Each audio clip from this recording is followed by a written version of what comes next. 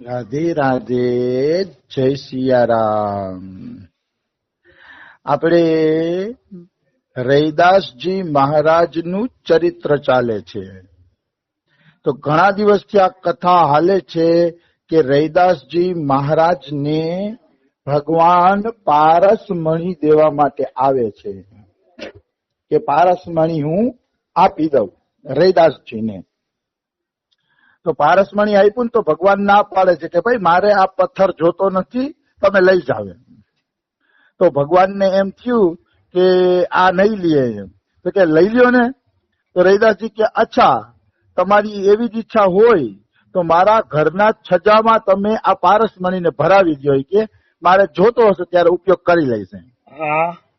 તો ભગવાને વિચાર્યું કે અત્યારે તો વૈરાગ્યનો રંગ ચડ્યો છે કે રૈદાસજીને, એટલે પારસમણીનો ઉપયોગ નથી કરતા, પણ જ્યારે વૈરાગ્યનો રંગ ઉતરી જશે ત્યારે અવશ્ય ઉપયોગ કરશે. એમ માની અને ભગવાને પારસમણી એના છજામાં, દરવાજા ઉપર જે નરિયું હોય ને નરિયાના છજામાં પારસમણીને ખોસી દીધો. અને પછી ભગવાન વયા જાય છે. ભગવાન એમ માનતા હતા કે આવશ્યકતા આવિષ્કારની જનની છે, આવશ્યકતા પડશે ને તો આપને આપ પારસમણીનો ઉપયોગ કરશે. પણ ધન્ય છે રૈદાસજીની નિષ્કામ ભક્તિને, ધન્ય છે રૈદાસજીના આ ભક્તિ અને ભાવને કે 13 મહિના વયા ગયા ને તો એને પારસમણીને યાદ ન કર્યો. વાહ રે વાહ. પૂરા 13 મહિના વયા ગયા, ઉપયોગ કરવાની તો દૂર વાત, એને કોઈ યાદ ન કર્યું મારા છજામાં પારસમણી ભરાવેલો છે. આવી વસ્તુ છે. તો વળી પાછા શ્યામ સુંદર, ભગવાન શ્યામ સુંદર 13 મહિના પછી ફરીથી રૈદાસજીના ઘરે આવ્યા. અને રૈદાસજીના ઘરે આવીને કે છે કેમ છો રૈદાસજી, પારસમણીનો પ્રયોગ કર્યો કે નહીં, પૂછે છે. તો રૈદાસજીને હવે ખબર પડી કે 13 મહિના પહેલા આ પારસમણી મૂકી ગયા છે, એ તો ભૂલી જ ગયા હતા. આ છે ભક્તની ભક્તિ કરવાની રીત. એનું મન વિષયોને ભૂલી જાય છે. ભગવાન ચિંતનમાં એવું તલ્લીન થાય છે કે વિષયોને ભૂલી જાય છે. બિલકુલ આ ખોટી વાત નથી. ભગવાન ચિંતનનો રસ જ એવો છે. હું બીજાની વાત તો ન કરી શકું, બીજાના ઉદાહરણ આપી શકું મહાપુરુષના. મારી વાત કરું ને, મને ઘરમાં મારે ચા બનાવવો હોય ને તો જોવું પડે કે ખાંડ ચા ક્યાં હશે. કારણ કે મેં કોઈ એવી ઘરમાં પંચાયત જ નથી કરી કે ખાંડ ક્યાં છે ચા ક્યાં છે. એટલે એનો અર્થ એવો નથી હું મહાપુરુષ બની ગયો છું, પણ બને ત્યાં સુધી મને ખબર ન હોય ઘરમાં કઈ વસ્તુ ક્યાં છે. કોઈથી પૂછવાનું જ ન હોય. રમેશ બાબાજી મહારાજ છે ને, એ એકવાર એમ કહેતા હતા, કોઈ કીધું એને બાબા તમને ખબર છે ગેસ સિલિન્ડર નો ભાવ 1000 રૂપિયો થઈ ગયો કે. સાંજનો સત્સંગ ચાલુ હતો રમેશ બાબાનો, અને ત્યારે ગેસ સિલિન્ડર બ્લેકમાં 1000 રૂપિયાનો વેચાતો અહીંયા યુપીમાં. તો કે બાબા તમને ખબર છે કે ગેસ સિલિન્ડર નો ભાવ 1000 થઈ ગયો. बाबा के 1000 हो जाए 2000 हो जाए, यहाँ राधा रानी की कृपा से सब चलता है. वाह रे वाह. ભલે 2000 થઈ જાય કે મને આવી વાતો જ નહીં કહેવાની. બાબા કહે કે દાળનો કેટલો ભાવ છે, ચોખાનો કેટલો ભાવ છે, એવી વાત જ નહીં કરવાની. બાબા કહે એને દાળ ચોખાથી શું મતલબ છે? એને ખબર છે કે હું ભગવાનનું ચિંતન કરીશ તો ભગવાન મારું યોગક્ષેમ વહન કરશે. બિલકુલ. ભગવાને ગીતાજીમાં કીધું છે અનન્યાસ ચિંતયંતો મામ ये जनाः पर्युपासते तेषाम नित्यभियुक्तानाम योगक्षेमम वहाम्यहम. જયારે જીવ ભગવાનનું અનન્ય ચિંતન કરે છે તો ભગવાન એનું યોગક્ષેમ એટલે જમવાનું, રહેવાનું, પહેરવાનું, ખાવા પીવાનું, કપડા લતાનું બધાનું ધ્યાન ભગવાન રાખશે. નિશ્ચિત ભગવાન રાખશે, એમાં કોઈ એટલે કોઈ શંકા નથી. પણ એ જીવને ભગવાનનું અનન્ય ચિંતન કરવું પડશે. આવી વસ્તુ છે. તો ધન્ય છે રૈદાસજીના ભાવને કે રૈદાસજીને હવે યાદ આવ્યું કે 13 મહિના પહેલા આ સંત મને પારસમણી દઈ ગયો હતો. હવે યાદ આવે, એને ખબર નથી ભગવાન છે. તો રૈદાસજી કે મહારાજ તમે જ્યાં પારસમણી રાખ્યો છે ને ત્યાં જ પારસમણી પડ્યો છે, તમારી મરજી પડે તો લઈ જાવ, ન જોતો હોય તો ભલે પડ્યો કે. બાકી પારસમણીથી જે ધન મળે છે એ ધન લેવામાં મારો વિશ્વાસ નથી. મારે તો મહેનતની કમાણી જોઈ. રૈદાસજી કે ભલે હું 2 ચંપલ રોજના બનાવું પણ મહેનતની કમાણીનું ખાવી કે. એટલે મારે પારસમણી જોતો નથી. હા તમે લઈ જાઓ કે તમને જેમ ઠીક લાગે એમ કરો. રૈદાસજી કે પારસમણીમાંથી બનેલા સોનાથી તો મને ડર લાગે છે, એ સોનું મારે ખપે નહીં, જોઈએ નહીં. હા તો રૈદાસજીની વાત સાંભળી અને ભગવાનને એમ થઈ ગયું ભાઈ આ પારસમણી લેવાનો નથી. હા આ તો ભાઈ પાકો ચેલો છે, પાકો ભગત છે, નિષ્કામ ભગત છે. વાહ નિષ્કામ ભગત એને કહેવાય કે ભગવાન સ્વયં એને લાલચ આપે ને તો પણ એ લાલચના ચક્કરમાં ન આવે, એને કહેવાય નિષ્કામ ભગત. હા સ્વયં ભગવાન આ પારસમણી આપે છે તો પણ રૈદાસજી લાલચમાં નથી આવતા, એટલે આપણે કહી શકીએ કે રૈદાસજી નિષ્કામ ભગત હતા. ભગવાન દે છે તો એ લેતા નથી, જુઓ ને તમે. હા અને લેવું જ ન જોઈએ.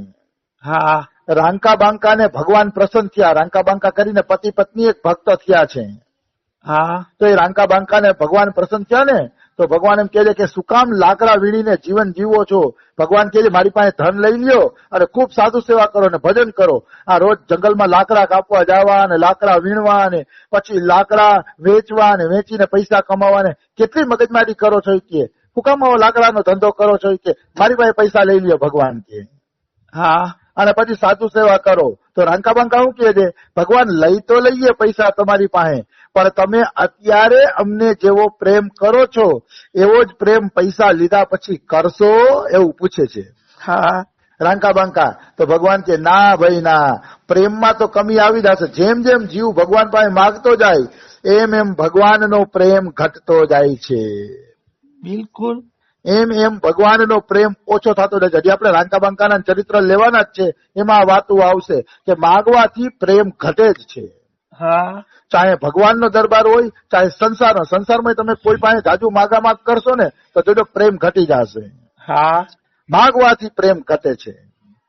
એટલે હંમેશા નિષ્કામ રહેવું જોઈએ, માગવાની કોઈ લાલસા રાખવી જોઈએ નહીં. હા એ અલગ વાત છે કે આપણે બે જણાને ભળતું હોય ને ક્યારેક લેતી દેતી કરી લીધી હોય તો એ કોઈ દોષ નથી. હા બિલકુલ, એમાં કોઈ દોષ નથી. એમાં કોઈ દોષ નથી, પણ બાકી નહીતર માગવાનું ઓછું રાખવું જોઈએ. હા તો રાંકા બાંકાને ખુદ ભગવાન કહે છે કે હા માગશો તો પ્રેમ તો ઘટી જશે, તમને હું વસ્તુ આપી દઈશ તો પ્રેમ ઘટી જશે. તો રાંકા બાંકા કહે તો પ્રભુ અમારે કાંઈ જોતું નથી તમારી પાસે. હા તમારો જે આ પ્રેમ અમારા પ્રત્યે બનેલો છે ને બસ એ પ્રેમ બનેલો રહેવો જોઈએ, હા બીજું કાંઈ ન જોઈએ. ત્યારે ભગવાન એમ કહે છે કે મેં તમને દર્શન દીધા છે તો કાંઈક તો માગી લ્યો, કારણ કે હું દર્શન આપું ને એ દર્શન નકામા જાતા નથી, કંઈક માગી લ્યો. હા ત્યારે રાંકા બાંકાએ કીધું કે જો પ્રભુ તમારે દેવું જ હોય ને તો તમારા આ ખંભા ઉપર જે પીળું પિતાંબર નાખેલું છે એ પિતાંબર આપી દો, એટલે અમે એને પૂજામાં રાખીએ અને પિતાંબર જયારે જયારે જોઈએ અમને તમારી યાદ આવે. વાહ રે વાહ. પિતાંબર આપી દો અમને. હા આવું માગવામાં દોષ નથી, એમ લૌકિક વસ્તુ માગવામાં દોષ છે. હા બાકી ભગવાનનું પિતાંબર માગી લ્યો કે ભગવાનના ગળાની કંઠી માગી લ્યો કે જે ભગવાન સંબંધિત વસ્તુ માગો જેથી તમને ભગવાનની યાદ આવે.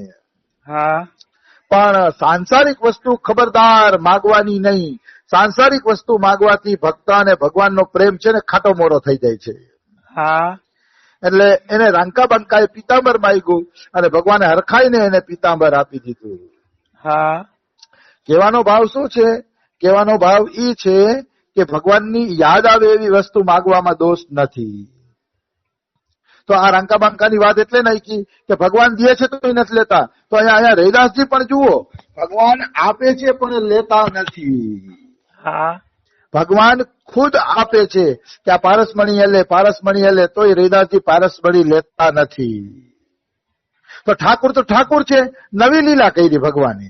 હા નવી લીલા શું કરી? સવારના પોરમાં રૈદાસજી જાગ્યા છે 4 વાગ્યે જાગીને પોતાની પ્રાતઃકાળની બધી ક્રિયા પતાવીને રૈદાસજી નાઈ ધોઈને ઠાકુર સેવા કરવા ગયા મંદિરની અંદર.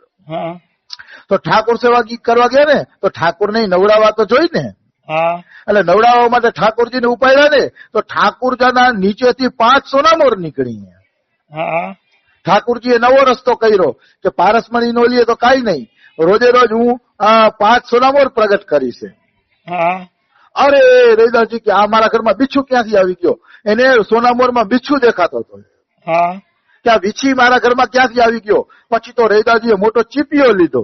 હા અને ચીપિયાથી સોનામોરને પકડી અને ગંગાજીમાં નાખી આવ્યા. હા એને એવું લાગતું હતું કે આ સોનામોર નથી, વીછી છે, અને આ વીછીને હાથનો સ્પર્શ પણ ન કરાય, એટલે એને ઈ સોનામોરને ચીપિયામાં લઈ અને ગંગાજીમાં નાખી દીધી. વાહ વાહ સોનામોરને કહેવાનો ભાવ શું છે? ભગવાનના ચરણોમાંથી સોનામોર નીકળે છે તો એ રૈદાસને ઈ વીછી જેવી લાગે છે, અને રૈદાસજી સ્પર્શ કરવામાં પણ પાપ માને છે કે આનો સ્પર્શ પણ ન થવો જોઈએ. હા એટલે રૈદાસજી એને ચીપિયાથી ગંગાજીમાં ન પોતે ઉપયોગ કરતા કે ન બીજાને ઉપયોગ કરવા દેતા, ગંગાજીમાં જ નાખી દેતા, એટલે ખટખટ નહીં. માની લ્યો 5 સોનામોર નીકળી, રૈદાસજીને ઉપયોગ નથી કરવો તો રૈદાસજી ગરીબ ગુરબાને આપી દઈએ તો ગરીબ ગુરબા કાયમ માટે આવવા માંડે કે ધન આપો ધન આપો, તો તોય ભજન ઘટી જાય, તોય ભજન ઘટે છે. તો રૈદાસજી એ 5 સોનામોહરોને ચીપિયાથી ગંગાજીમાં નાખી આવતા. હવે તો રૈદાસજીને ઠાકુર સેવાથી ભય લાગવા માંડ્યો કે ઠાકોરજી તો જુઓ સોનામોહરો દેવા માંડ્યા છે, હવે મારે શું કરવું? ત્યારે ભગવાને રૈદાસજીને સ્વપ્નમાં કીધું કે રૈદાસજી